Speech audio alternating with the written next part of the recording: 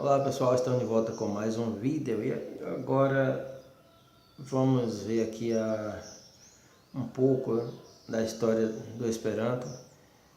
Tem um artigo aqui em mãos e vou ler para vocês, ok? Desde já aí, muito obrigado por sua presença do outro lado, certo? A história do Esperanto. O Esperanto é uma língua transnacional, ou seja, não pertence a nenhuma nação, a nenhum povo, a nenhum país, que foi criada, desenvolvida por um judeu, certo? Há muitos e muitos anos atrás. E diz assim: a língua internacional Esperanto foi concebida por Lázaro Luiz Zamenhof. Filho de judeus, Zamenhof nasceu numa pequena cidade da Polônia, em Białystok, em 15 de dezembro de 1859. Naquela época, a Polônia estava sob domínio russo. Para melhor subjugar, os russos adotavam a tática de dividir para reinar, estimulando o choque de ódios raciais, religiosos e nacionais entre os diversos grupos que viviam no solo japonês. Assim, os poloneses, lituanos, judeus e alemães detestavam-se mutuamente e viviam a digladiar-se pelas ruas da cidade.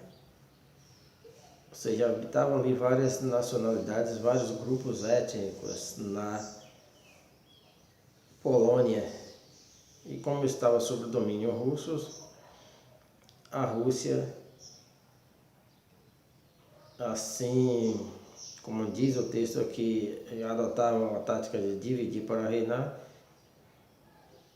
Então, incentivava o ódio, certo? Entre os diversos grupos étnicos que ali existiam. Neste clima, Zamenhof cresceu e viveu a sua infância. Desde criança, ele acalenta a ideia de criar uma língua através da qual as pessoas da sua cidade pudessem se entender. Talentoso, Zamenhof aprende vários idiomas e ainda ginasiano elabora a Linguae Universala, aquela que viria a ser a predecessora do Esperanto. No dia de 1878, Zamenhof comemora com alguns colegas de turma o nascimento daquele idioma. O pai, porém, preocupado com o futuro do filho, faz com que ele se comprometa a deixar de lado o seu idioma a fim de empenhar-se nos estudos. Tempos depois, Zamenhof vai para Moscou estudar medicina. Num de seus retornos de férias à casa paterna, Zamenhof tenta localizar seus manuscritos e não os encontra. Indaga a mãe sobre o assunto, que constrangida informa que o pai os queimara. A partir deste fato, Zamenhof julga que não deve mais manter seu antigo compromisso com o pai, uma vez que este não fora correto ao tomar a decisão de queimar os seus papéis. Assim, pacientemente passa a reconstruir todo o seu idioma, testa-o de todas as maneiras, traduz grandes obras da literatura mundial, procura aproximar sua sonoridade ao italiano, na época a língua mais adequada para o canto. Finalmente, em 26 de julho de 1887, com o auxílio financeiro de seu futuro sogro, Zamenhof lança o Esperanto para o mundo. E faz isso através de um pequeno livro em russo que contém o alfabeto, as 16 regras gramaticais. Veja a simplicidade. Alguns textos de leitura em prosa e em verso e um vocabulário. Seguem-se no mesmo ano edições em polonês, alemão e francês. A língua ganha seus primeiros adeptos sendo fundados os primeiros clubes para a cultura do idioma, para o cultivo do idioma. Editam-se as primeiras revistas e surgem também livros escritos diretamente em Esperanto e traduções de obras de línguas nacionais. Em 1905 ocorre em Boulogne-sur-Mer, na França, o primeiro Congresso Mundial de Esperanto, onde quase 1 milhar de pessoas se confraternizam e utilizam o idioma em toda a sua plenitude. O interesse pelo Esperanto cresce e sucedem-se anualmente outros congressos mundiais. Em 1914, porém, a deflagração da Primeira Guerra Mundial interrompe a expansão do movimento esperantista. Zamenhof falece em Varsóvia a 14 de abril de 1917. Finda a guerra, o Esperanto consegue retomar suas posições anteriores, mas volta a perdê-las com a eclosão da Segunda Guerra Mundial. Hitler devota-lhe ódio mortal, proíbe manifestações esperantistas na Alemanha e nos países por ela subjugados, persegue, encarcera e manda matar esperantistas. Na Polônia, a família Zamenhof é dizimada. Stalin, por sua vez, faz o mesmo na Rússia e países satélites.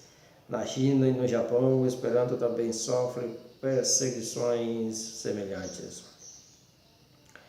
O fim da Segunda Guerra Mundial permite uma nova reorganização do movimento que renasce em muitos países na Europa. A Unesco, em sua Assembleia Geral realizada em 1954 na cidade de Montevideo, reconhece o valor do Esperanto para a educação, a ciência e a cultura. Como degelo político, ressurge o movimento esperantista nos países da Europa Central e na União Soviética. Em 1959, o centenário de Zamenhof é condignamente comemorado no mundo inteiro. Nos anos seguintes, o idioma expande-se por todos os continentes e em 1985, através de nova resolução, a Unesco recomenda a todos os Estados-membros apoiarem integralmente as comemorações do centenário do Esperanto, que ocorre em 1987. Ok? Temos aqui mais algo importante: o mundo do Esperanto. Como qualquer língua, Esperanto é utilizado por uma comunidade cujos integrantes se denominam esperantista. Então, quem usa Esperanto é denominado esperantista. Mas, diferentemente dos idiomas nacionais, os usuários do Esperanto não têm uma base física definida, podendo ser encontrados em todos os quadrantes da Terra, porque o Esperanto não pertence a uma nação, certo? Dessa forma, torna-se muito difícil precisar o número de pessoas que falam Esperanto, pois são várias as maneiras pelas quais o idioma é aprendido em classe, por correspondência, autodidaticamente. Estima-se, portanto, que no mundo inteiro já existem milhões de pessoas que aprenderam o Esperanto. Então,